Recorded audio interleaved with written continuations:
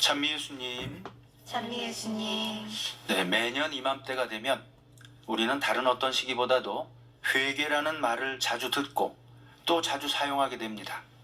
그만큼 우리에게 낯익고 친숙한 단어입니다. 자, 그러면 회개란 과연 무엇입니까? 무엇이라고 정의할 수 있겠습니까? 자신의 잘못을 뉘우치는 것. 잘못된 대답은 아닙니다. 하지만 정답이라고 할 수도 없습니다. 왜냐하면 회개라는 단어의 의미에서 결코 간과해서는 안 될 중요한 개념이 하나 빠졌기 때문입니다. 히라보 신약성서에서 회개를 뜻하는 메타노이아라는 단어는 마음을 바꾼다라는 뜻을 갖고 있는데, 그 어원적 의미를 보자면 마음을 다해 또는 마음을 바꿔서 다시 돌아온다라는 의미를 지니고 있다고 합니다. 즉, 회개는 단순히 자신의 죄를 뉘우친다는 것만이 아니라 다시 돌아온다, 자기가 있어야 할 그곳으로, 즉 하느님께로 다시 돌아온다는 의미가 함께 들어갈 때 그 올바른 의미가 비로소 완성되는 것이라고 하겠습니다. 오늘 복음에서 우리가 본 돌아온 탕자의 비유를 보며 생각해 봅시다. 자신에게 돌아올 유산을 미리 요구하여 그것을 받아서는 먼 곳으로 떠나간 작은 아들은 방탕한 생활 끝에 모든 재산을 탕진하고 급기야는 어떤 이의 비천한 종으로 전락하게 됩니다. 그제서야 그는 자신의 죄를 뉘우치며 아버지의 집을 그리워하게 되지요.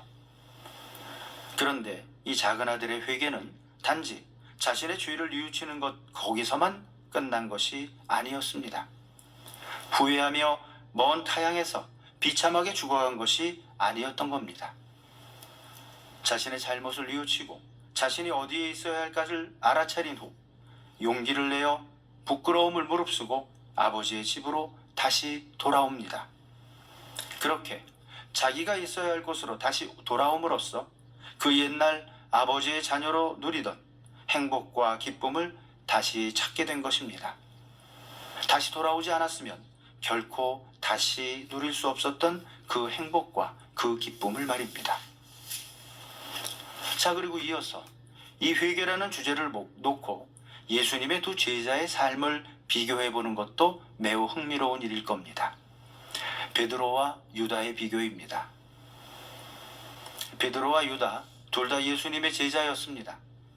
두 사람 모두 예수님께로부터 직접 부르심을 받았고 예수님의 가르침을 듣고 배우며 그분을 따랐던 예수님의 제자들이었습니다. 그리고 이 두 제자 모두 예수님을 배반했습니다. 베드로는 죽음의 공포 앞에서 인간적인 유약함으로 자신의 스승이신 예수님을 면전에 두고서 3번씩이나 예수님을 모른다고 부정을 합니다. 유다는 인간적인 판단에서든 또 자신의 욕심에서든 사악한 유혹에 빠져 은전 30냥에 스승 예수님을 팔아버리고 맙니다. 이처럼 둘 다 똑같이 예수님을 배반하는 큰 죄를 지었습니다. 그리고 또 둘 다 똑같이 자신의 죄를 뉘우칩니다.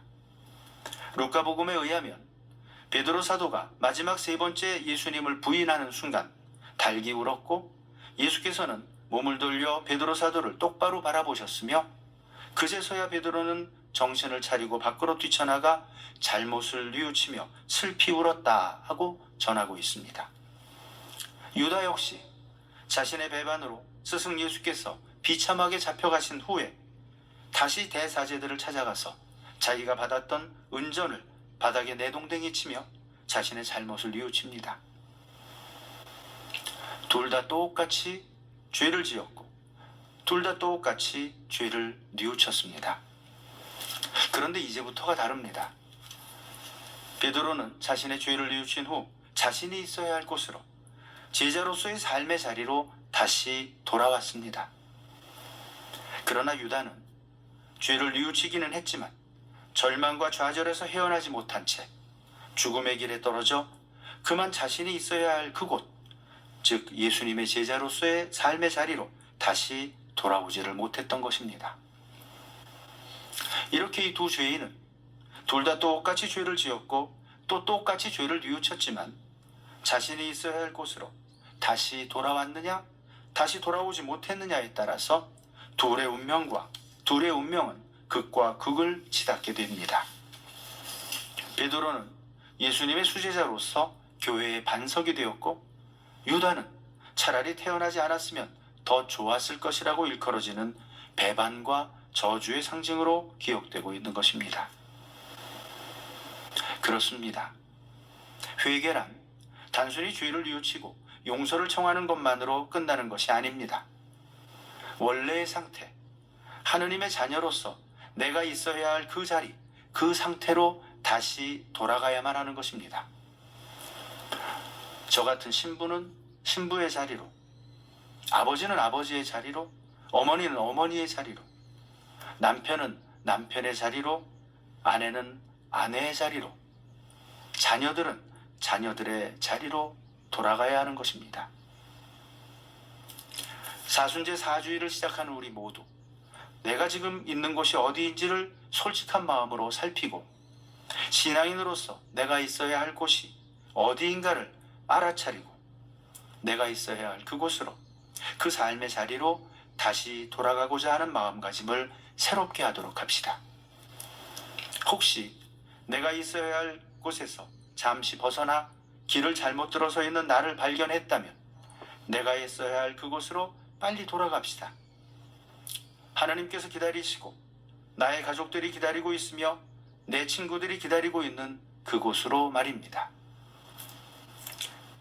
우리 주님, 그분은 죄와 잘못을 뉘우치며 돌아오는 모든 이에게 한없이 관대하신 자비의 하느님이시며 용서의 하느님이십니다. 죄책감이나 부끄러움에 짓눌리지 말고, 또 좌절이나 절망에 빠지지 말고, 오늘 복음에서의 돌아온 탕자가 그러했고 사도 베드로가 그러했듯이 나도 하느님의 자비를 믿고 그분께 의탁하면서 용기를 내어 내가 있어야 할 그 자리로 다시 돌아가도록 합시다. 이것이 바로 하느님과 함께하는 신앙인의 참된 회개의 자세인 것입니다.